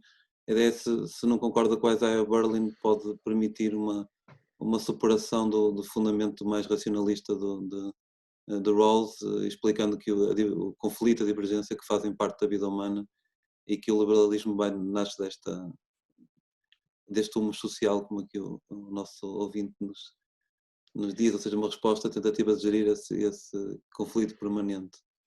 Sim, concordo. Aliás, vou até para terminar numa nota mais favorável ao Isaiah Berlin, até tenho vários amigos e colegas que são fãs do Berlin, então também não quero que me acusem de ser injusto com o Berlin. Se quer começar por dizer o seguinte, quer dizer, aliás, na própria pergunta também, o autor da pergunta, o autor ou a autora reconhece que é confuso o Berlin, quer dizer, o Berlin também, em defesa dele, grande parte dos textos são uma passagem a escrito de intervenções orais, não é? Portanto, ele não tinha uma grande vocação para a escrita, era um excelente orador, mas não tinha grande paciência para escrever, Há até uma história famosa da senhora Thatcher, de quem ele era amigo pessoal, a senhora Thatcher, dizer que Isaiah, you must write, não é? Portanto, quase que o compelir a escrever, porque ele fazia as palestras na rádio, que eram muito boas, mas depois não escrevia. E, portanto, isso se calhar também explica em parte porque é que depois os textos que ficaram, muitas vezes, são dispersos e em alguns aspectos são contraditórios, etc., porque também não resultaram, na maior parte dos casos, de um esforço deliberado de fazer enfim, de fazer obras escritas e, portanto, obviamente que eu também, se fosse a partir desta conversa, se fosse fazer um texto, provavelmente haveria várias contradições e coisas que não eram claras, etc., porque é normal na oralidade e na discussão. Em relação ao fundamento da questão, e de facto um aspecto importante no Berlin para o qual a questão remete é que ele vê o liberalismo como mais do que uma doutrina fixa, como uma abordagem para resolver esta tensão permanente, não é? Portanto, de que aquela questão dos direitos positivos e negativos é uma das evidências, não a única, não é? E o conceito de pluralismo em Berlin tem muito a ver com isso. Ou seja, a democracia liberal, o liberalismo, é uma forma de nós, em sociedade, gerirmos essa tensão entre bens diferentes, relativamente aos quais não conseguimos eleger um que se deva sobrepor aos outros, não é? Se calhar o que o Carlos Guimarães Pinto e agora o João Coutinho de Figueiredo estão a fazer na iniciativa liberal é um processo berliniano de gerir os vários bens e de conseguir também essa relativa sustentabilidade, não é?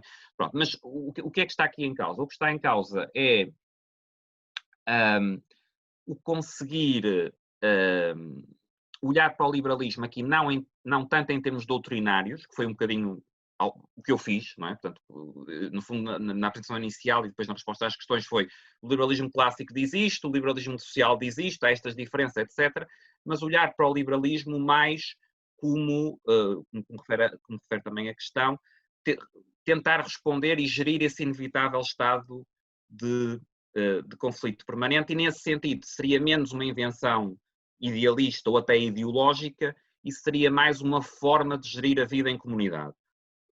Eu acho que é uma interpretação razoável, acho que remete mais do que para o liberalismo social ou liberalismo clássico, remete mais até para o conceito de democracia liberal, não é? Portanto, quer dizer, o que é uma democracia liberal?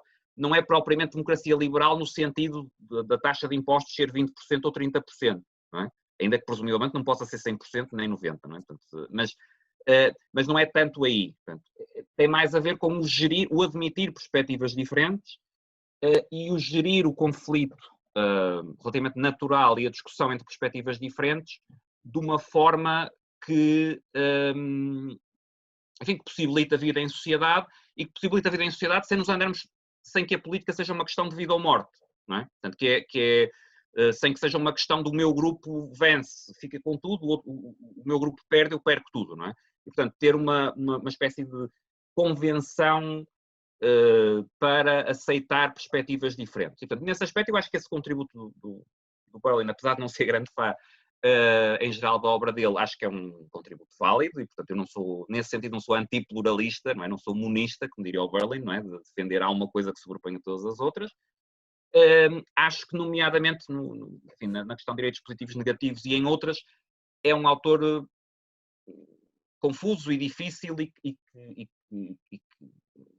que, em alguns aspectos, obscurece mais do que clarifica, mas sem tirar que, por exemplo, nesta questão, e agradeço a questão, está bem levantada, por exemplo, há um contributo válido, há um contributo importante, e se calhar até para discussões entre liberais, esta perspectiva berliniana é importante para ter em conta que às vezes é mais importante procurar aspectos comuns e que unem, do que estar digamos, a focar em diferenças e a empolar ou focar exclusivamente em aspectos de conflito. E há muito no pensamento de Berlin que tem a ver, de facto, com isso, que é perceber a origem de divergências e de conflito, não procurar negá-los, procurar aceitá-los e ver qual é o melhor enquadramento, seja em termos institucionais, seja em termos também, digamos, teóricos e mentais, para conviver com essas perspectivas diferentes em sociedade, sem que, o que é sempre desejável, nos andemos a matar uns aos outros, seja metaforicamente ou seja enfim, materialmente. Ok, eu penso que foi uma uma excelente forma de terminar, porque de alguma forma estava até relacionada com a questão anterior, não é? A questão das Acho que sim. pandemias e acaba por realmente criar este tipo de conflitos e eu penso que o liberalismo tem que ser algo que responda, não é? Não só um conjunto de ideologias, mas estamos aqui para transformá-las em coisas que nos ajudem a gerir a nossa sociedade, não é? Da melhor forma possível. Agradeço a presença do André neste ciclo de Obrigado, conferências. eu. Penso que foi uma excelente conversa para um sábado de manhã sobre liberalismo, sobre democracia em geral. Para quem ainda nos consegue estar a escutar ao fim de todo este tempo, só relembro que a próxima conferência será não no sábado, mas por questões de agenda será feita na sexta-feira, no dia 11 de dezembro, após o jantar pelas 21h30. Obviamente contamos com a presença de todos, embora o horário seja um bocadinho diferente.